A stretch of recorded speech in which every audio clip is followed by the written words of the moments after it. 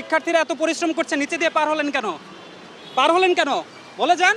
নিয়ম না মেনে এখান দিয়ে রাস্তা পার হলেন কেন? ফুট ওভারব্রিজ কেন ব্যবহার করলেন না? আসলে এটা ঠিক ভুল হয়েছে। ভুল তো সবসময় হয়, এখন শিক্ষার্থীদের উপর একটু সম্মান দেওয়া যেত না? অবশ্যই আর হবে না ভুল। এই দিক দিয়ে রাস্তা পার হলেন কেন?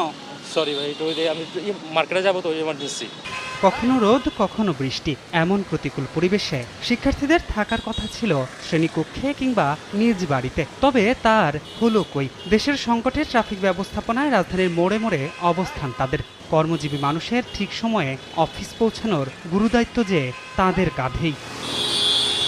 রোববার সকাল থেকেই যানজট নিরসনে রাজধানীর মোড়ে মোড়ে অবস্থান নেয় শিক্ষার্থীরা।